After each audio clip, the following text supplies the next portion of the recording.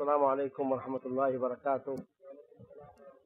ان الحمد للہ نحمده ونستعینه ونستغفره ونعوذ باللہ من شرور انفسنا ومن سیئات اعمالنا، من يهده الله فلا مضل له ومن يضلله فلا هادي له، واشهد ان لا اله الا الله وحده لا شريك له، واشهد ان محمدا عبده ورسوله، اما بعد، فإن خير الحديث كتاب الله، وخير الهدي هدي محمد صلى الله عليه وسلم، وشر الأمور محدثاتها، وكل محدثة بدعة، وكل بدعة ضلالة، وكل ضلالة في النار۔ أعوذ بالله من الشيطان الرجيم، بسم الله الرحمن الرحيم۔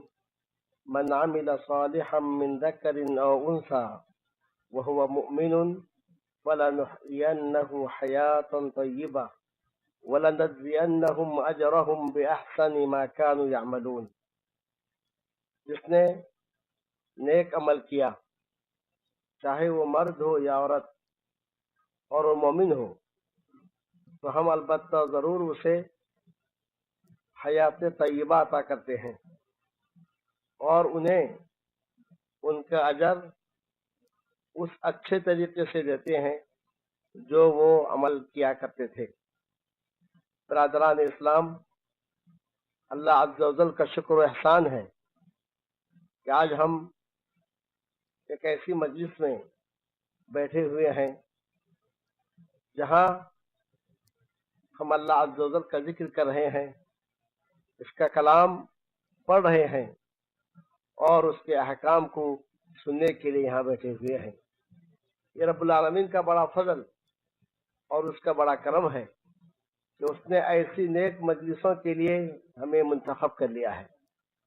انہیں اس دنیا میں کتنے ایسے لوگ ہیں اور کتنی ایسی مجلسیں ہیں کہ جہاں جا کر لوگ اپنے ایمان کا سودا کرتے ہیں۔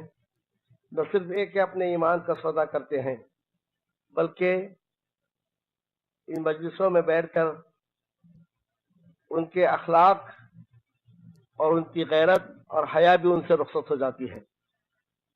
تو اس نعمت پر ہمیں اللہ عز و جل کا شکر ادا کرنا چاہیے اور دعا کرنی چاہیے کہ اللہ عز و جل جس طرح ہمیں یہاں جمع کیا ہے، اسی طرح رب العالمین ہمیں اپنی جنت الفردوس میں جمع فرمائے اور اس مجلس میں بیٹھنے اور یہاں آنے اور اس حاضری کو رب العالمین ہمارے میزان حسنات میں شامل فرمائے، آمین رب العالمین۔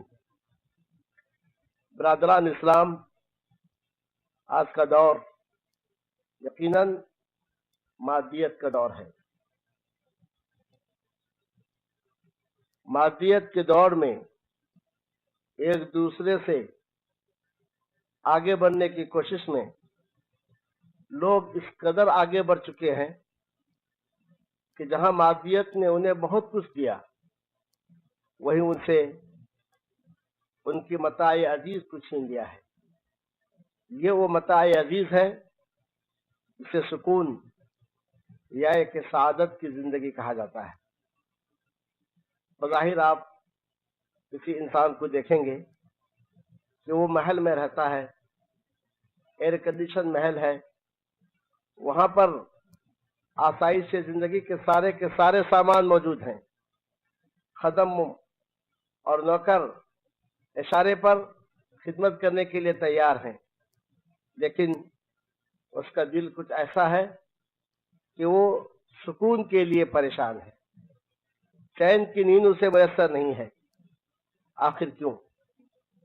معزز سامعین کرام، دنیا کا ہر انسان یہ چاہتا ہے اسے سکون اور سعادت کی زندگی ملے۔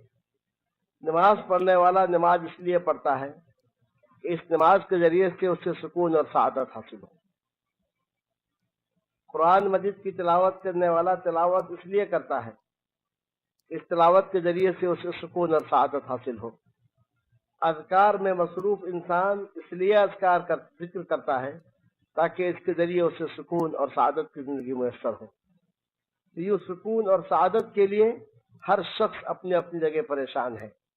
بلکہ میں آپ کو اگر یہ کہوں تو بھی غلط نہ ہوگا کہ بہت سارے لوگ غلط حرکتیں اس لیے کرتے ہیں یہ سوچ کر شاید اس سے انہیں سکون حاصل ہو جائے۔ کتنے ایسے افراد ہیں جو نشیلی چیزوں کا استعمال صرف اس لیے کرتے ہیں کہ وہ وحشت سے پریشان ہیں، وہ چاہتے ہیں کہ کچھ دیر کے لیے انہیں سکون مل جائے۔ کتنے ایسے شراب پینے والے ہیں نعوذ باللہ جو شراب اس لیے پیتے ہیں کہ تھوڑی دیر کے لیے انہیں سکون مل جائے۔ تو الغرض اس دنیا کا ہر انسان اپنی اپنی جگہ سکون اور سعادت کی تلاش میں ہے، لیکن سوال یہ پیدا ہوتا ہے کہ سکون اور سعادت کی دولت ہمیں کہاں ملے گی؟ جیسا ہم چاہیں کیا اس سے ہمیں سکون ملے گا، یا یہ کہ سکون کی تلاش اس کے پاس کی جائے جس کے ہاتھ میں سکون کی دولت ہے؟ معزز سامعین کرام اور برادران اسلام، جب ہم قرآن مجید کی آیات اور احادیث صحیحہ کو دیکھتے ہیں اور اس کا بنظر غیر مطالعہ کرتے ہیں تو ہم پر یہ بات واضح طور سے یہ بات ہمارے سامنے واضح طور پر آ جاتی ہے کہ حصول سکون کے لیے چند اسباب موجود ہیں۔ جب انسان ان اسباب کو اپنائے گا اسے سکون کی زندگی ملے گی، اور اگر وہ ان اسباب کو چھوڑ بیٹھے گا تو پھر جتنی بھی کوشش کرے بجائے سکون حاصل کرنے کے اور بھی وہ پریشان ہوتا ہوا جائے گا۔ تو ان چیزوں میں پہلی چیز وہ ہے جسے ایمان کہا جاتا ہے، اور یاد رکھیں ایمان کے بغیر سکون حاصل نہیں ہو سکتا ہے۔ اسی لیے اللہ عز و جل نے قرآن مجید میں جہاں سکون کا ذکر کیا ہے وہاں اس بات کا ذکر کیا الذین آمنوا وتطمئن قلوبہم بذکر اللہ، جو ایمان لائے ان کے دل اللہ کے ذکر سے مطمئن ہوتے ہیں۔ تو ایمان کی دولت بہت بڑی اور بہت عظیم دولت ہے۔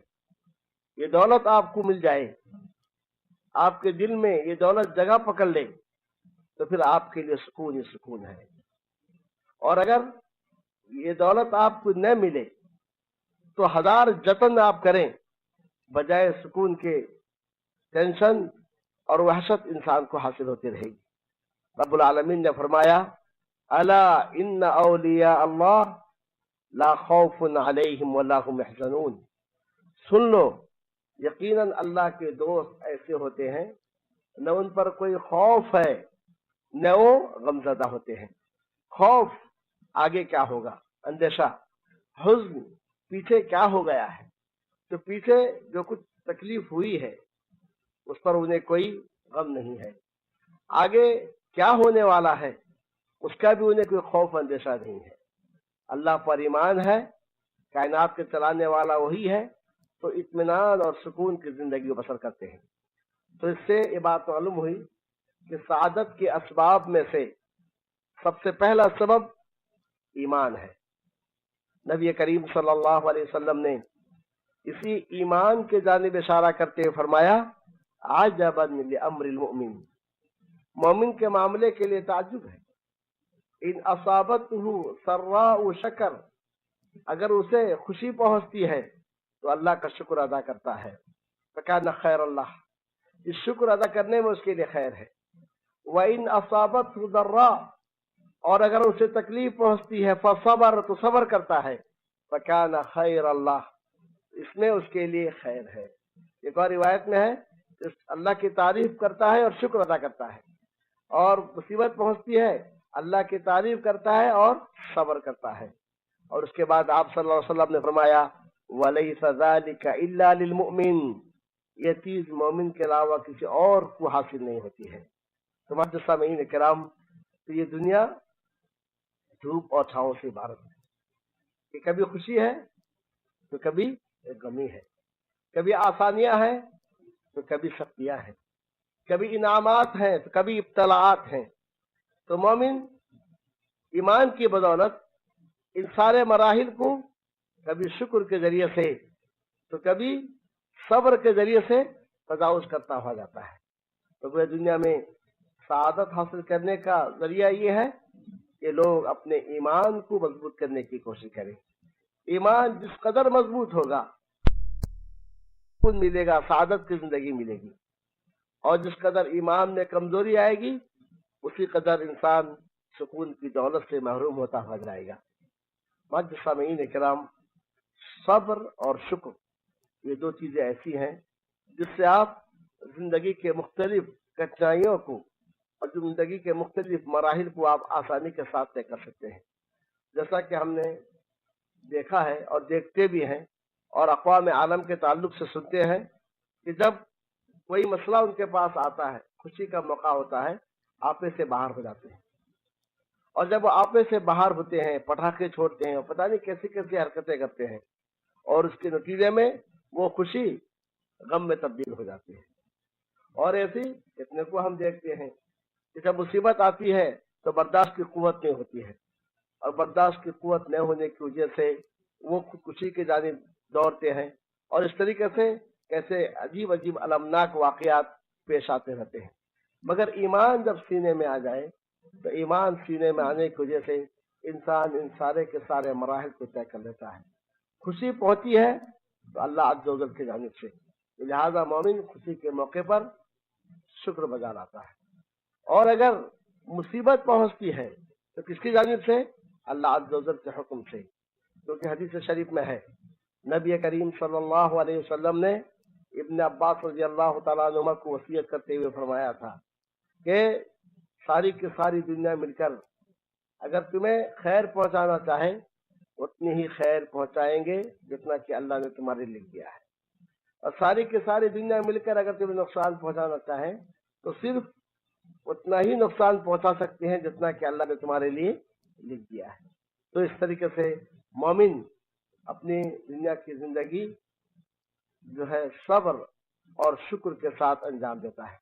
اور صبر اور شکر کے حصول کا طریقہ یہ جان لیں کہ شکر ادا کرنے کا طریقہ یہ ہے، جیسا کہ حدیث شریف میں ہے نبی کریم صلی اللہ علیہ وسلم نے فرمایا کہ شکر یہ ہے کہ جب اللہ نے تمہیں کوئی نعمت دی ہے تو تم ان لوگوں کو دیکھو جو اس نعمت سے محروم ہیں، اپنے سے نچلوں کو دیکھو تو شکر بجا لاؤ گے. اللہ عز و جل نے اپنا ہاتھ دیے ہیں، پاؤں دیے ہیں، آنکھیں دی ہیں، کان دیے ہیں، ایسے لوگوں کو دیکھو جو لنگڑے ہیں، ایسے لوگوں کو دیکھو جن کے پاس ہاتھ نہیں ہے، جو آنکھوں سے محروم ہیں، تو آپ اللہ عز و جل کا شکر بجا لائیں گے. آپ کے پاس کھانے پینے کے لیے ہے تو ایسے لوگوں کو دیکھو جو کھانے پینے سے محروم ہیں، ہاتھ پھیلا رہے ہیں، اللہ عز و جل نے تو اس سے آپ کو محفوظ رکھا ہے. تو گیا اپنے سے نچلوں کو آپ جب دیکھیں گے تو آپ اللہ عز و جل کا شکر بجا لائیں گے. اور صبر کا طریقہ یہ ہے کہ جب آپ پر کوئی مصیبت آتی ہے تو ان لوگوں کو دیکھیے جنہیں آپ سے زیادہ تکلیف دی گئی ہے. جب آپ ان لوگوں کو دیکھیں گے جنہیں آپ سے زیادہ تکلیف ہوئی ہے تو آپ کہیں گے کوئی بات نہیں، انہیں تو مجھ سے زیادہ تکلیف ہوئی، تو آپ صبر کریں گے. جیسا کہ نبی کریم صلی اللہ علیہ وسلم نے ایک مرتبہ مال غنیمت تقسیم کی تو کسی کہنے والے نے کہا کہ یہ وہ تقسیم ہے جس میں عدل اور انصاف کا خیال نہیں کیا گیا ہے. بہت بڑی بات تھی. اللہ کے نبی صلی اللہ علیہ وسلم اگر عدل اور انصاف کا خیال نہ رکھے تو پوری کی پوری شریعت عدل و انصاف سے خالی ہو سکتی ہے. تو آپ صلی اللہ علیہ وسلم غصے میں آ گئے اور فرمایا اِلَّمْ أَعْدِلْ فَمَنْ يَعْدِلْ، اگر میں انصاف نہ کروں تو دنیا میں کون ہے انسان جو انصاف کر سکتا ہے. مگر فوراً آپ صلی اللہ علیہ وسلم نے کہا رحم اللہ موسیٰ، اللہ موسیٰ پر رحم فرمائے، اللہ میرے بھائی موسیٰ پر رحم فرمائے، انہیں مجھ سے زیادہ تکلیف دی گئی، انہوں نے صبر کیا، پھر آپ نے صبر کر دیا. تو گیا صبر اور شکر اختیار کرنے کا طریقہ یہ ہے کہ شکر کے لیے ان لوگوں کو دیکھیں جو اس نعمت سے محروم ہیں، اور صبر کے لیے ان لوگوں کو دیکھیں جنہیں آپ سے زیادہ تکلیف دی گئی، اذیت دی گئی ہے. اگر آپ کسی کو دعوت توحید دیتے ہیں، حق کے جانب بلاتے ہیں، آپ پر وہ الفاظ کس رہا ہے، تانے دے رہا ہے، تو آپ نبی کریم صلی اللہ علیہ وسلم کو دیکھیں، انبیاء کرام کو دیکھیں، کتنی تکلیفیں انہیں دی گئی، تو پھر آج جو کچھ آپ کے ساتھ سلوک کیا گیا ہے آپ اس کو ہلکا سمجھیں گے کہ ان کے مقابل میں یہ کچھ نہیں ہے. تو معزز سامعین کرام، اسی لیے نبی کریم صلی اللہ علیہ وسلم نے معاذ بن جبل رضی اللہ تعالیٰ عنہ کو حکم دیا تھا کہ نماز میں سلام پھیرنے سے پہلے کہ دعا کی قبولیت کے وقت ہے تو آپ نے کہا اس میں دعا کرو اللہم اعنی علی ذکرک و شکرک و حسن عبادتک، اے اللہ تو میری مدد کر تیرے ذکر پر، تیرے شکر پر اور تیرے اچھی عبادت پر۔ سلیمان علیہ السلام کے سامنے جب ملک سبا کا تخت پیش کیا گیا تو آپ نے فرمایا کہ یہ میرے رب کی جانب سے ہے تاکہ وہ مجھے آزمائے کیا میں شکر ادا کرتا ہوں یا کہ ناشکری کرتا ہوں۔ اور صبر کے تعلق سے حدیث شریف میں ہے کسی کو اگر صبر کی دولت دی گئی تو اس سے زیادہ اچھی اور زیادہ کشادہ رزق کوئی اور چیز نہیں ہے۔ تو الغرض معزز سامعین کرام، سعادت کی زندگی کے حصول کے لیے پہلی چیز، پہلی شرط یہ ہے کہ ہم اپنے ایمان کا جائزہ لیں اور اس طریقے سے اپنے دل کو ایمان سے منور کریں، اور کیونکہ ایمان گھٹتا بھی ہے اور بڑھتا بھی ہے تو لہذا زیادہ سے زیادہ اطاعت کریں اور ایمانی واقعات کو سنیں، قرآن مجید کی کثرت سے تلاوت کریں، اس کے معنی مفہوم سمجھیں، تفکر تدبر کریں تاکہ ہمارا ایمان پہاڑ جیسا راسخ اور مضبوط ہو جائے۔ اور آگے بڑھنے سے پہلے میں ایک بات بتلانا چاہتا ہوں، وہ یہ ہے کہ دولت ایمان کے مقابلے میں کوئی اور دولت نہیں ہے۔ صحیح ہے آپ کے پاس منصب نہیں، آپ کے پاس کرسی نہیں، آپ کے پاس دولت نہیں، معاشرے میں آپ کا کوئی وقار نہیں، لیکن اگر آپ کے سینے میں ایمان ہے تو آپ ان سارے لوگوں سے کہیں آگے ہیں۔ نبی کریم صلی اللہ علیہ وسلم بیٹھے ہوئے تھے، آپ کے بازو میں ایک شخص بیٹھا ہوا تھا، سامنے سے ایک شخص کا گزر ہوا، دیکھنے میں اچھا انسان لگ رہا تھا، اچھے کپڑے پہنے ہوا تھا اور لگتا تھا معاشرے میں اس کا اونچا مقام ہے۔ تو نبی کریم صلی اللہ علیہ وسلم نے پوچھا اس شخص کے بارے میں تمہارا کیا خیال ہے؟ کہا اے اللہ کے رسول صلی اللہ علیہ وسلم، یہ وہ شخص ہے اگر بات کرے تو لوگ اس کی بات پر کان دھریں گے، یہ اگر حکم دے لوگ اس کے حکم کو بجا لائیں گے، یہ اگر کسی کی سفارش کرے لوگ فوراً اس کی سفارش کی تعمیل کریں گے، اور یہ اگر پیغام بھیجے تو لوگ اپنی بیٹیاں اس کو دے دیں گے۔ اس کا معاشرے میں اتنا اونچا مقام ہے۔ آپ صلی اللہ علیہ وسلم خاموش ہو گئے۔ پھر تھوڑی دیر میں ایک اور انسان گزرا جو دیکھنے میں کوئی خاص انسان نہیں لگ رہا تھا، تو آپ صلی اللہ علیہ وسلم نے پوچھا کہ اس شخص کے بارے میں تمہارا کیا خیال ہے؟ کہا اللہ کے رسول صلی اللہ علیہ وسلم، یہ فقراء المسلمین میں ہے، یعنی مسلمانوں کے جو محتاج لوگوں میں اس کا شمار ہوتا ہے، یہ اگر سفارش کرے وہی اس کی سفارش کو نہیں سنے گا، یہ اگر کہے تو کوئی اس کی جانب توجہ بھی نہیں دے گا، اور اس طریقے سے یہ اگر پیغام بھیجے تو کوئی اسے اپنی بیٹی بھی نہیں دے گا۔ تو نبی کریم صلی اللہ علیہ وسلم نے دونوں کے تعلق سے اس کے رائے سنی اور فرمایا کہ یہ دوسرا شخص جس کے تعلق سے تم نے کہا کہ یہ اگر سفارش کرے تو کوئی اس کی سفارش کو قبول نہیں کرے گا، یہ اگر بات کرے تو کوئی نہیں سنے گا، اور اگر یہ اگر بات کرے تو کوئی نہیں سنے گا، تو یہ شخص اس دوسرے شخص کے، اس پہلے شخص کے مقابل میں اس قدر اس کا افضلیت ہے کہ پہلے شخص کے جیسے پورے دنیا بھر کے لوگ ہوں تو یہ اکیلا ان سب پر افضل اور بھاری ہے۔ تو اندازہ اس سے لگائیے کہ ایک اکیلا مومن دنیا بھر کے فساق اور فاجر پر کہیں زیادہ بھاری ہے۔ تو معزز سامعین کرام، یہ وہ چیز ہے جو ہمیں دل کو سکون پہنچاتی ہے کہ ایمان کی دولت ایسی دولت ہے کہ جس کی وجہ سے ہم کائنات کے رب کے پاس ان ساروں سے کہیں زیادہ افضل ہیں جن کی دنیا میں شان ہے اور شوکت ہے۔ تو الغرض کہنے کا مقصد یہ ہے، سکون کی دولت حاصل کرنا چاہتے ہیں تو سب سے پہلی چیز یہ ہے اپنے ایمان کا جائزہ لیں اور اپنے ایمان کو مضبوط ترین کرنے کی کوشش کریں۔ اور برادران اسلام، ایمان صرف دعوے کا نام ہی ہے۔ الایمان ما وقر فی القلب وصدقہ العمل، ایمان وہ ہے جو دل میں بیٹھ جائے اور عمل اس کی تصدیق کرے۔ اور بعض نے کہا تھا کہ ابو بکر زیادہ نماز یا زیادہ روزے سے تم سے آگے نہیں بڑھ گئے ہیں، لیکن ایک ایسی چیز کی وجہ سے جو ان کے دل میں بیٹھ گئی تھی۔ تو آج اگر ہم اپنے آپ کو مومن کہتے ہیں تو اپنے ایمان کو اور ابو بکر کے ایمان کو سامنے رکھیں۔ نبی کریم صلی اللہ علیہ وسلم کی جانب سے کوئی بات پہنچتی، عقل مانے یا نہ مانے، دنیا مانے یا نہ مانے، وہ تسلیم کرتے تھے۔ لیکن آج ہمارے پاس احادیث پر احادیث، آیات پہ آیات سنتے ہیں، لیکن ہم ان کی تصدیق کیوں نہیں کر رہے ہیں؟ تو برادران اسلام، ضرورت ہے اس بات کی ہم اپنے ایمان کا جائزہ لیں۔ دوستو اور عزیزو، حصول سعادت کے اسباب میں سے دوسرا سبب علم مجالس علم میں حاضری ہے. علم کی یہ مجلس جہاں ہم بیٹھے ہوئے ہیں، اگر آپ اپنے دل کو ٹٹول کے دیکھیں، یہاں آنے سے پہلے دل جس انداز سے پریشان تھے، اب آپ کے دل میں وہ پریشانی نہیں ہوگی. مجالس علم، شرعی علم کے جو مجلسیں ہیں، یہ ایسی مجلسیں ہیں کہ جہاں بیٹھنے سے انسانی قلوب کو سکون ملتا ہے. بہت سارے لوگوں سے ہم نے سنا کہ باتیں تو پرانی ہیں، ہم تو کئی بار سن چکے ہیں. صحیح، باتیں تو پرانی ہیں، دین وہی ہے جو آج سے 1400 سال یا اس سے پہلے نازل ہوا ہے. لیکن جب آپ ان مجلسوں میں حاضر ہوں گے تو سکون قلب جس کے لیے آج کا انسان ترس گیا ہے، وہ سکون آپ کو انہی مجالس میں ملے گا.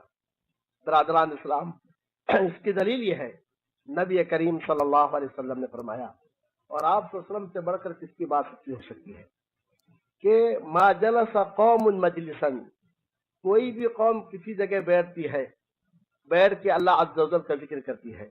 دوسری حدیث میں کوئی بھی قوم اللہ کے گھروں میں سے کسی بھی گھر میں بیٹھ کر اللہ کی کتاب کی تلاوت کرتی ہے اور آپس میں ایک دوسرے اس کتاب کو پڑھتے ہیں، اس کا درس دیتے ہیں، تو 4 چیزیں انہیں ملتی ہیں.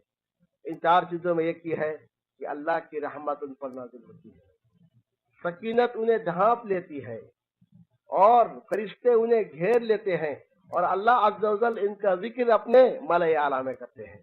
تو یہاں آنے سے جو علم ملا وہ الگ چیز ہے. یہ 4 چیزیں آپ کو میسر ہوتی ہیں. ایک یہ ہے، آپ ایسی جگہ بیٹھے ہیں جہاں اللہ عز و جل کی رحمت نازل ہوتی ہے، اور آپ ایسی جگہ بیٹھے ہیں جسے سکینت نے گھیر لیا ہے، جس مجلس کو فرشتوں نے گھیر لیا ہے. اور پھر برادران اسلام، آپ کا ذکر اللہ عز و جل اپنے مجلس میں کرے، اس سے بڑھ کر اور کیا سعادت، اس سے بڑھ کر اور کیا نعمت ہے جو آپ اس درس کے سے حاصل کرنا چاہتے ہیں. برادران اسلام، یہ وہ سعادت ہے جو بہت بڑی سعادت ہے. یہ سعادت بزور بازو نے تاج بخشت خدا یہ بخشندہ. آج کتنے ایسے افراد ہیں جسی مکے میں ہیں، گھوم رہے ہیں دھوپ میں یا گپ سپ میں لگے ہوئے ہیں. ایسی مجلسوں کا علم بھی ہے مگر شرکت کی توفیق نہیں ہوتی ہے. تو الغرض معزز سامعین کرام، تو ہمیں چاہیے مجالس علم میں بیٹھیں، کیونکہ ان مجلسوں میں جو سکون ملتا ہے، جو سعادت ملتی ہے، وہ چیز آپ کو کہیں نہیں ملتی ہے. اسی لیے ایک صحابی کے تعلق سے ہے کہ جب یہ کریم وسلم کے مجلس میں بیٹھے تو دل کی کچھ کیفیت تھی، پھر جب گھر گئے تو دل کی کیفیت بدل گئی، پریشان ہو گئے اور کہنے لگے نافقہ حنظلہ، نافقہ حنظلہ، حنظلہ منافق ہو گیا، حنظلہ منافق ہو گیا. ابوبکر صدیق رضی اللہ عنہ سے ملاقات ہوئی، کہا کیسی باتیں کر رہے ہو، مومن ہو، اور کہتے ہو حنظلہ منافق ہو گیا. کہا کہ دل کی کیفیت وہ نہیں ہے جو کیفیت کے رسول کریم صلی اللہ علیہ وسلم کے مجلس میں ہوا کرتی ہے. کہ اگر یہ بات ہے تو پھر میں بھی ایسا ہی محسوس کرتا ہوں. اب دونوں آتے ہیں، نبی کریم صلی اللہ علیہ وسلم کے پاس بیٹھتے ہیں اور ذکر کرتے ہیں، تو آپ صلی اللہ علیہ وسلم نے فرمایا کہ ہاں یہی ایمان ہے، یہی ایمان ہے کہ ایسی مجلسوں میں بیٹھنے سے ایمان میں اضافہ ہوتا ہے، ایمان گھٹتا ہے اور ایمان بڑھتا ہے.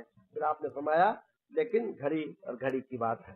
تو معزز سامعین اکرام، یہ جو مجلس ہیں آپ کو میسر ہیں، یہ اللہ عز و جل کی نعمتوں میں سے بڑی نعمت ہے، اور شکر ادا کرو کہ رب العالمین نے آپ کو ایسی مجلسوں کے لیے چن لیا ہے. برادران اسلام، عبداللہ بن مبارک کے اس قول پر کان دھریے. عبداللہ بن مبارک کہتے ہیں، جو عبداللہ مبارک یہ امیر المؤمنین فی الحدیث تھے، یعنی حدیث میں مومنوں کے امیر تھے، یعنی حدیث میں ان کو امامت اور رتبہ حاصل تھا. تو عبداللہ ابن مبارک کی مجلس میں ہزاروں لوگ بیٹھتے تھے، آپ کی زبان سے احادیث سنتے تھے، لکھتے تھے. کہتے ہیں لو علم الملوک ما نحن فیہ من السعادہ لجالدونا بالسیوف. ان مجلسوں میں ہمیں جو سعادت میسر ہے، جو سکون میسر ہے، اگر بادشاہوں کو معلوم ہو جائے اور ممکن ہو تلوار کے ذریعے سے وہ حاصل کریں، تو ضرور وہ تلوار کے ذریعے سے اس سعادت کو حاصل کرنے کی کوشش کریں گے. تو الغرض کہنے کا مقصد یہ ہے کہ حصول سعادت کے لیے ہمیں چاہیے کہ مجالس علم کا خیال کریں اور مجالس علم میں بیٹھیں. اللہ عز و جل نے فرمایا قل هل يستوي الذين يعلمون والذين لا يعلمون، آپ کہہ دیجئے کہ جو جانتے ہیں اور جو نہیں جانتے کیا دونوں برابر ہو سکتے ہیں؟ اور خود اللہ تعالیٰ نے بھی فرمایا انما یخشى اللہ من عباده العلماء، اللہ سے اس کے بندوں میں سے علماء ہی ڈرتے ہیں، یعنی علم والے ڈرتے ہیں۔ اللہ کی خشیت آپ کو مل جائے اس سے بڑھ کر اور کیا دولت مل سکتی ہے۔ ان دونوں اسباب کے بعد حصول سعادت کے لیے تیسرا سبب یہ ہے برادران اسلام کہ ہم چاہیے کہ کثرت سے اللہ عز و جل کا ذکر کریں۔ نبی کریم صلی اللہ علیہ وسلم نے فرمایا لا یزال لسانک رطبا بذکر اللہ، تمہاری زبان اللہ کی ذکر سے ہمیشہ تر رہے، زبان اللہ کے ذکر سے ہمیشہ تر رہے۔ سبحان اللہ، الحمدللہ، لا الہ الا اللہ، اللہ اکبر، یہ ہے کہ استغفار کی کلمات تو گیا اگر ہماری زبان میں اس طرح سے اللہ کے ذکر سے ہم اپنی زبان کو آباد رکھیں گے تو پھر ہمیں سکون اور سعادت کی دولت ملے گی۔ ذکر دو قسم کے ہیں، ایک ذکر مطلق کہ آپ سبحان اللہ، الحمدللہ، لا الہ الا اللہ، اللہ اکبر یا استغفر اللہ جیسا بھی آپ ذکر کرتے ہیں۔ ایک ذکر مقید کہ خاص اوقات کے اذکار، گھر سے نکلتے وقت کے ذکر، گھر میں داخل ہونے یا کہ مسجد میں داخل ہونے، مسجد میں نکلنے، بیت الخلاء میں داخل ہونے، بیت الخلاء سے نکلنے، تو کہ مخصوص اوقات کے اذکار، ذکر مطلق اور ذکر مقید یہ ایسی چیزیں ہیں جس سے ہم سکون کی دولت حاصل کر سکتے ہیں۔ پیارے نبی صلی اللہ علیہ وسلم اللہ عز و جل آپ کے اگلے اور پچھلے گناہ معاف کرتے تھے، لیکن اس کے باوجود آپ صلی اللہ علیہ وسلم فرماتے ہیں کہ اے لوگوں توبہ کرو، استغفار کرو، میں دن میں 70 سے زیادہ مرتبہ توبہ اور استغفار کرتا ہوں۔ اور بعض صحابہ کا کہنا یہ تھا کہ مجلس میں آپ صلی اللہ علیہ وسلم کے ساتھ بیٹھا کرتے تھے تو کبھی گنتے تو لگتا ہے کہ آپ 100 مرتبہ دیکھیے مجلس میں توبہ اور استغفار کرتے تھے۔ جس قدر توبہ اور استغفار کریں گے تو دل میں جو ذہن اور دل میں جس طریقے سے جو آلودگی ہے وہ ساری کی ساری چیزیں دور ہوتی، کیونکہ آپ اپنا تعلق آسمان و زمین کے خالق سے کر رہے ہیں، تو پھر وہاں سے آپ کو سکون کی دولت اور سکون کی نعمت میسر ہوتی ہے۔ تو معزز سامعین کرام، ہمیں چاہیے اذکار کا اہتمام کریں۔ اللہ عز و جل نے فرمایا ومن اعرض عن ذکری فإن له معیشۃ ضنکا، جس نے میرے ذکر سے منہ موڑ لیا تو اس کے لیے تنگ زندگی ہے۔ وَنَحْشُرُهُ يَوْمَ الْقِيَامَةِ أَعْمَىٰ، ہم اسے قیامت کے روز اندھا بنا کر اٹھائیں گے۔ قیامت کے روز کہے گا یا ربی لما حشرتنی اعمیٰ، تو نے مجھے اندھا کیوں اٹھایا ہے جبکہ میں دنیا میں آنکھ والا تھا۔ کہا جائے گا کذالک اتتک آیاتنا فنسیتها وکذالک اليوم تنسیٰ، ہماری آیتیں آئیں تم نے اسے بھلا دیا، اس طریقے سے آگ تمہیں بھلا دیا جائے گا۔ تو گویا ذکر کو چھوڑنے سے دنیا میں تنگ زندگی ملتی ہے۔ تو ذکر مطلق بھی ہے، ذکر مقید بھی ہے، قرآن مجید کی تلاوت بھی ذکر ہے، استغفار بھی ذکر ہے، اللہ عز و جل کے احکام پر عمل کرنا بھی ذکر ہے۔ تو گویا یہ سارے کی ساری چیزیں ذکر میں شامل ہیں۔ تو الغرض ہمیں چاہیے اذکار کا اہتمام کریں۔ اللہ عز و جل کا وعدہ ہے الا بذکر اللہ تطمئن القلوب، سن لو اللہ کے ذکر سے دلوں کو اطمینان حاصل ہوتا ہے، دلوں کو سکون ملتا ہے۔ بظاہر کوئی بیماری آپ کو نہ ہو، سر کے بال سے لے کے پاؤں کے تلوے تک آپ صحیح سالم ہو، لیکن اگر آپ کا دل پریشان ہے تو پھر نہ کھانے کو دل چاہے گا، نہ پینے کو دل چاہے گا، نہ رہنے کو دل چاہے گا، ایک عجیب قسم کی پریشانی میں آپ مبتلا ہوں گے۔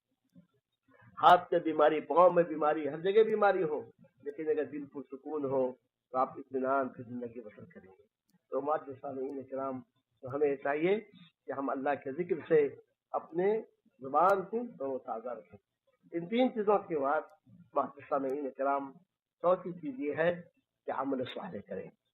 یہ وہ بات ہے جس کے جانب اشارہ کرتے ہوئے اللہ عز و جل نے سورہ نحل میں فرمایا من عمل صالحا من ذکر او انثى وهو مؤمن فلنحيينه حیاتا طیبہ ولنجزینهم اجرهم باحسن ما كانوا يعملون، جو نیک عمل کرے چاہے وہ مرد ہو یا عورت، اس حال میں کہ وہ مومن ہو، کہ ایمان کے ساتھ شرط یہ ہے کہ وہ نیک عمل کرے۔ تو اللہ کا وعدہ ہے فَلَنُحْيِيَنَّهُ حَيَاةً طَيِّبَةً، ہم اسے حیات طیبہ عطا کرتے ہیں۔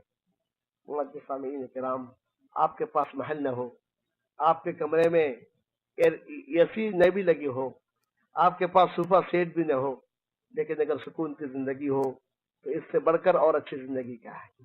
اور ساری کی ساری چیزیں ہو اور اگر سکون نہ ہو، حیات طیبہ نہ ہو، تو ساری کی ساری چیزیں، ان کا رہنا اور نہ رہنا دونوں برابر ہے۔ تو اللہ تعالیٰ نے حیات طیبہ کا وعدہ کیا ہے دو چیزوں پر، ایک ایمان اور دوسرا عمل صالح۔ عمل صالح کسے کہتے ہیں؟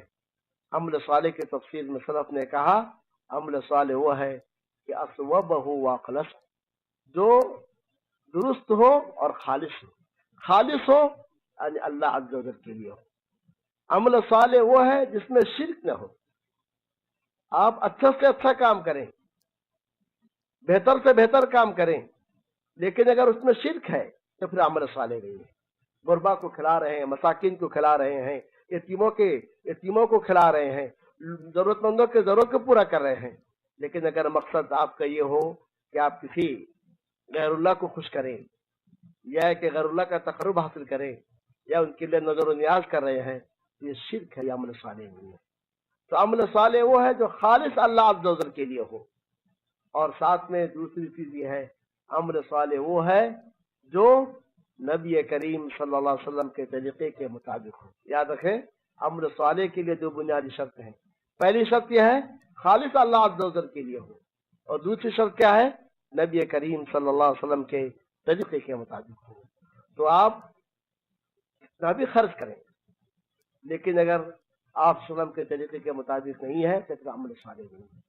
تو برادران اسلام، ہمیں عمل صالح کا اہتمام کرنا چاہیے۔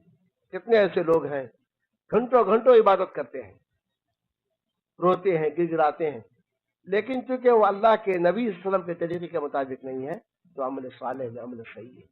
تو لہذا عمل صالح کریں۔ اگر آپ عمل صالح کرتے ہیں، نیک عمل کرتے ہیں، تو پھر اللہ عز و جل کا وعدہ ہے وہ تمہیں حیات طیبہ دے گا۔ مگر عمل صالح کے لیے شرط دو چیز ہے کہ وہ عمل خالص اللہ عز و جل کے لیے ہو، اور دوسری چیز یہ ہے کہ وہ عمل ہمارے نبی صلی اللہ علیہ وسلم کے بتلائے ہوئے طریقے کے مطابق ہو۔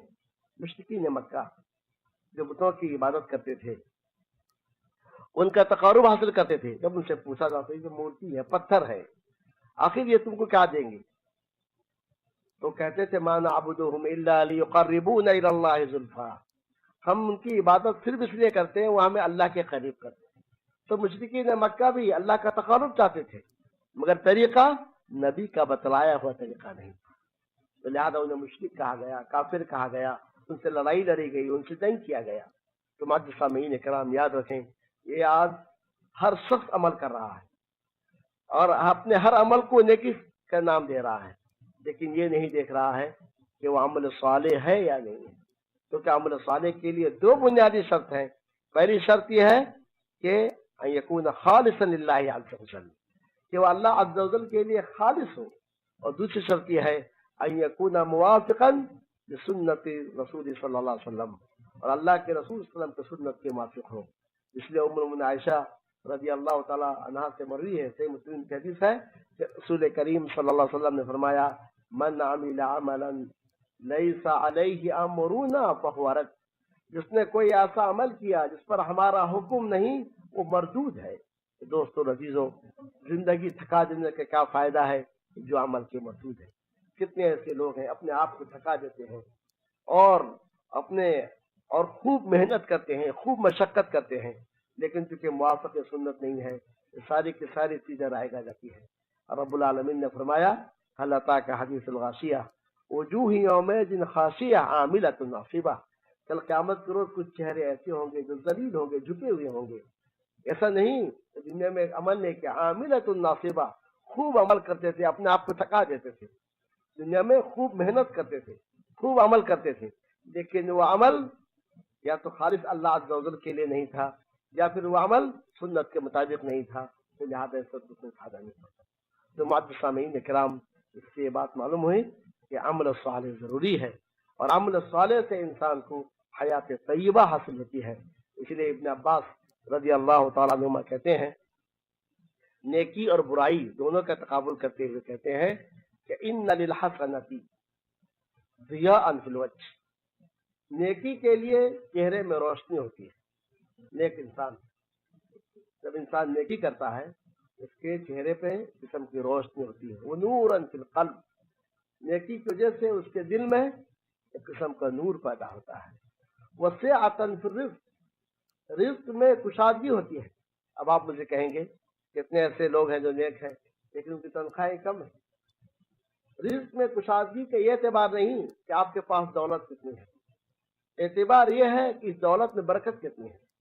کتنے ایسے افراد ہیں جو 2000 روپے تنخواہ میں اپنے پورے خاندان کو، پریوار کو چلا رہے ہیں، شادی بیاہ کر رہے ہیں، سارے مسائل حل کر رہے ہیں، اور کتنے ایسے ہیں کہ 20,000 میں اپنے 2 بچے کو پال نہیں پا رہے ہیں۔ سعۃ فی الرزق، کہ نیکی سے رزق میں کشادگی ملتی ہے۔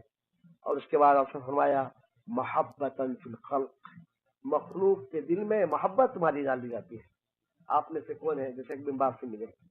کون ہے جو شیخ صالح حسینی سے ملے؟ نہ آپ کو اسی کی قرابت داری ہے، لیکن جب بھی نام آتا آپ کہتے رحمہ اللہ، شیخ البانی ہو، شیخ بن باز ہو، شیخ صالح حسینی، محمد صالح حسینی ہو، نام آتا ہے تو آپ دل میں ان کے لیے محبت ہوتی ہے، کیونکہ انہوں نے اپنی زندگی کو عمل صالح میں گزار دیا ہے، اس لیے ان کی محبت آپ کے دلوں میں ڈال دی گئی ہے۔ تو ان للحسنۃ ضیاء فی الوجہ نورا فی القلب سعۃ فی الرزق ومحبت فی القلب۔ تو نیکی سے یہ 4 چیزیں ملتی ہیں۔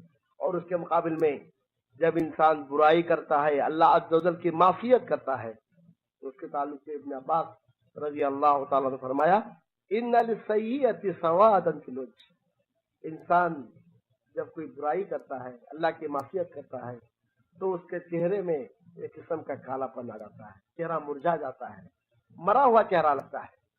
اور ظلمتاً فی القلب، دل میں نور کے بجائے تاریکی چھا جاتی ہے۔ ضیقاً فی الرزق، اس کے روزی میں تنگی ہے، بظاہر ہزاروں کا کمائی ہو لیکن ایسے ایسے مسائل ہیں کہ ان مسائل سے چھٹکارا حاصل نہیں ہوتا ہے۔ اور آخر میں فرمایا بغضاً فی الخلق، اور لوگوں کے دلوں میں اس کے لیے نفرت اور بغض ہوتی ہے۔ ابو جہل کے لیے کسی کی محبت ہے؟ ابو لہب سے کوئی محبت کرتا ہے؟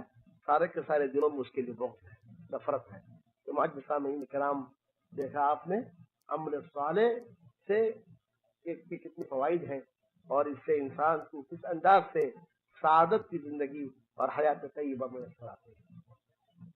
تو معزز سامعین کرام، جب معاملہ یہ ہے ہمیں چاہیے عمل صالح کی جانب توجہ دیں، ہر قسم کی برائی سے بچیں۔ برائی کے تعلق سے یہ نہ دیکھیں کہ چھوٹا گناہ ہے یا کہ بڑا گناہ ہے، بلکہ آپ یہ دیکھیں کہ جس شخص کی نافرمانی کرتے ہیں وہ کون سی ذات ہے، کیسی عظیم ذات کی آپ نافرمانی کرتے ہیں۔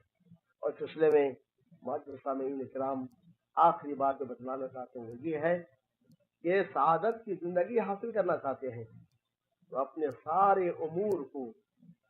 سارے امور میں اللہ عز و جل کے چہرے کو سامنے رکھیں۔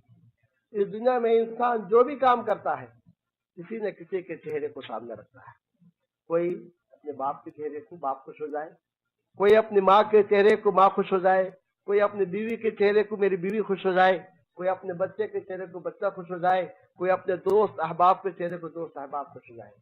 لیکن ان سارے چہروں کو چھوڑ کر اگر آپ اللہ عز و جل کے چہرے کو سامنے رکھیں گے تو رب بھی خوش ہوگا اور سارے کے سارے مخلوق بھی خوش ہو جائے گی۔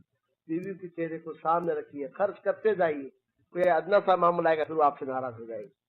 دنیا کے لوگوں کے چہرے کو سامنے رکھیں، معمولی سے معمولی بات پر پھر آپ سے ناراض ہوں گے، پھر آپ کہیں گے میں تو زندگی بھر اسے دیا اور آخر وہ پھر مجھ سے ناراض ہو گیا۔ یہ کیوں؟ کہ آپ نے اس چہرے کو سامنے نہیں رکھا جس چہرے کو سامنے رکھنا چاہیے۔ ایک شخص ہمارے نبی صلی اللہ علیہ وسلم کی خدمت میں حاضر ہوتا ہے، کہتا ہے اللہ کے رسول صلی اللہ علیہ وسلم ان لی قرابۃ اصلهم ویقطعوننی، میرے تو رشتے دار ہیں، میں ان سے ملاتا ہوں مجھے کاٹتے ہیں، یعنی میں صلہ رحمی کرنا چاہتا ہوں اور وہ کاٹ رہے ہیں۔ اور پھر آگے کہا کہ میں احلم عنہم، میں صبر کرتا ہوں تو مزید میرے ساتھ حماقت کا رویہ اختیار کرتے ہیں، تو میں کیا کروں؟ کہ میں بھی کاٹ دوں؟ تو آپ صلی اللہ علیہ وسلم نے جواب میں کہا اگر تم اپنی بات میں سچے ہو تو پھر 2 باتیں تمہیں ملے گی۔ ایک، جو کچھ تم انہیں کھلا رہے ہو، پلا رہے ہو، صلہ رحمی کر رہے ہو، ہنس کے مل رہے ہو، تو تم ان کو راگ کھلا رہے ہو، یعنی یہ ان کے لیے گناہ ہے، تمہارے لیے تو نہیں ہے، ان کے لیے بوجھ ہے چیز۔ اور دوسری بات یہ ہے اللہ کی جانب سے ایک مددگار تمہاری مدد کر رہا ہے، فرشتے آپ کی جانب سے جواب دیں، فرشتے آپ کی جانب سے دفاع کریں، اس سے بڑھ کر آپ کو کیا سعادت ہو سکتی ہے؟ تو مجلس سامعین کرام، آج باہر رہنے والوں کا ایک اہم مسئلہ یہ ہے کہ باہر آنے کے بعد وہ اپنے رشتہ دار، اپنے بھائی، قرابت دار سب کے لیے کچھ نہ کچھ کرتے ہیں، اور آخر میں جب یہاں سے لوٹتے ہیں تو ان چہروں کو اپنے سے پھرے ہوئے دیکھتے ہیں، تو اس سے انہیں تکلیف ہوتی ہے، اور کبھی انسان ٹینشن میں آ کر ہاتھ سے بھی کر جاتا ہے۔ یہاں یہ دیکھنا چاہیے کہ آپ نے اپنے ان رشتہ داروں کے لیے یا گاؤں والوں کے لیے جو کچھ کیا کس لیے کیا، انہیں خوش کرنے کے لیے یا کہ کائنات کے رب کو خوش کرنے کے لیے کیا ہے؟ اگر آپ کائنات کے رب کو خوش کرنے کے لیے ان سارے اعمال کو انجام دیا ہے تو پھر آپ کو گھبرانے کی ضرورت نہیں ہے۔ یہ راضی ہو یا ناراض، یہ کچھ نہیں دے، فقیر ہے، یہ آپ کو کیا دیں گے؟ دینے والا تو وہ ہے جس کے چہرے کو آپ نے سامنے رکھا ہے۔ اسی لیے قرآن مجید میں جا بجا اللہ عز و جل نے نیک لوگوں کے اوصاف کو ذکر کرتے ہوئے اس خاص وصف کو ذکر کیا ہے، وَيَطْعِمُونَ الطَّعَامَ عَلَىٰ حُبِّهِ مِسْكِينًا وَيَتِيمًا وَأَسِيرًا إِنَّمَا نُطْعِمُكُمْ لِوَجْهِ اللَّهِ، ہم تمہیں کھلاتے ہیں اللہ کے چہرے کے خاطر، لا نريد منكم جزاء ولا شکورا، نہ تم سے بدلہ مقصود ہے نہ تم سے شکر کے کلمات مقصود ہیں، اللہ کے چہرے کو ہم سامنے رکھیں۔ اور رب العالمین نے ایک اور جگہ فرمایا کہ جہنم کا ذکر کرتے ہوئے کہا کہ جہنم سے وہ شخص بچے گا کہ جو اللہ کے چہرے کو کی خاطر خرچ کرتا ہے، الا ابتغاء وجه ربه الاعلى ولسوف يرضى۔ اور کہتے ہیں کہ یہ آیت ابوبکر صدیق رضی اللہ تعالیٰ عنہ کے بارے میں نازل ہوئی کہ وہ بہت کچھ جہاں دیکھے کسی غلام کو تکلیف دی جا رہی ہے تو اس کو آزاد کر دیے، کوئی کسی کو ایمان لانے کی وجہ سے مصیبت دی جا رہی ہے اس کو خرید آزاد کر دیے، کسی نے کہا یہ تو دکھاوا کے لیے کر رہا ہے، تو اللہ عز و جل نے جہنم کا ذکر کیا اور کہا کہ اس سے بچا لیا جائے گا وہ شخص کہ جو اس لیے نہیں خرچ کر رہا ہے کہ لوگوں کے اس پر احسان کو وعدہ کر رہا ہے، بلکہ اپنے بلند رب کے چہرے سے خاطر ہے، اور وہ رب جلد ہی اس سے راضی ہو جائے گا۔ تو معزز سامعین کرام، تو اللہ عز و جل کے چہرے کو سامنے رکھیں اور اس کے خوشنودی کو سامنے رکھیں تو سکون اور اطمینان کی زندگی بسر کریں گے۔ حدیث شریف میں ہے کہ من التمس رضا اللہ بسخط الناس، جو لوگوں کو ناراض کر کے اللہ کو راضی کرنا چاہے گا، اللہ بھی اس سے راضی ہوگا، لوگ بھی راضی ہوں گے، کیونکہ لوگوں کے دل کس کے ہاتھ میں ہے؟ اللہ کے ہاتھ میں، دلوں کو دیکھے گا۔ ومن التمس رضا الناس بسخط اللہ، جو اللہ کو ناراض کر کے لوگوں کو راضی کرنا چاہے گا تو اللہ بھی ناراض ہوگا اور لوگ بھی ناراض ہوں گے۔ آج ہمارے رسوم کے دیکھیے، شادی بیاہ کے رسم و رواج مختلف، ناک کر جائے گی، ناک کا مسئلہ ہے، خاندان کے فلاں لوگ ناراض ہو جائیں گے، اور اس طریقے سے ایسا کہیں گے تو فلاں بڑے میاں ناراض ہوں گے، فلاں چھوٹے میاں ناراض ہوں گے، تو اس طریقے سے ہم لوگوں کی رضا اور خوشنودی کو چاہتے ہیں، تو اس سے ہم نے اللہ کو بھی ناراض کیا، اور آج اگر لوگ راضی ہیں تو کل وہ ناراض ہو جائیں گے۔ تو لہٰذا اللہ کی رضا اور خوشنودی یہ ہماری غایت اور یہی ہمارے مقصود ہونی چاہیے۔ اگر ہم اپنے ہر کام اللہ کی رضا اور خوشنودی کے لیے کریں گے، یقین جانیے سکون اور سعادت کی دولت میسر ہو۔ تو معزز سامعین کرام، آج کے اس دور میں کہ جہاں معاشیت کے دور نے انسان کو ہر چیز دی ہے، دنیا کو اس کے مٹھی میں رکھ دی ہے، لیکن اس سے ایک چیز کو چھین دی ہے اور وہ چیز ہے سکون اور سعادت کی۔ سکون اور سعادت کے لیے ہر شخص اپنی اپنی جگہ پریشان ہے، مگر صحیح حل نہیں ہونے کی وجہ سے جس قدر سکون حاصل کرنے کے لیے آگے بڑھ رہا ہے اس قدر وہ پریشان ہو رہا ہے۔ تو لہذا سکون اور سعادت حاصل کرنا چاہتے ہیں تو ہمیں اس راستے میں آنا پڑے گا جو راستہ کہ سکون اور سعادت کا ہے، اور وہ راستہ یہ ہے کہ ایمان کا راستہ، اور ایمان اسے شکر اور صبر کی نعمت دیتی ہے، اور اسی کے ساتھ دوسری چیز یہ ہے مجالس علم میں حاضری ضروری ہے، اور تیسری چیز یہ ہے اللہ کے ذکر سے اپنے دل کو اور اپنے زبان کو آباد رکھیں، اور چوتھی چیز یہ ہے کہ عمل صالح کریں، ایسا عمل جو خالص اللہ کے لیے ہو اور جو نبی صلی اللہ علیہ وسلم کے بتلائے طریقے کے مطابق ہو، اور اس کے بعد پانچویں چیز یہ ہے کہ اپنے ہر کام میں ہم اللہ کی رضا اور خوشی کی چاہیں۔ رب العالمین کا وعدہ ہے الا ان اولیاء اللہ لا خوف علیہم ولا هم يحزنون، سن لو اللہ کے جو دوست ہیں نہ ان پر کسی قسم کا خوف ہے نہ وہ غمزدہ ہوں گے۔ رب العالمین سے میری دعا ہے کہ اللہ عز و جل ہم سبوں کو اپنے نیک صالح بندہ میں شامل فرمائے، سکون کی دولت سے ہمارے دلوں کو آباد رکھے، اور رب العالمین اپنے اولیاء میں ہم سبوں کو شامل فرمائے۔ وصلی اللہ تعالی علی النبی الکریم وعلی آلہ واصحابہ ومن تبعہم بإحسان الی یوم الدین۔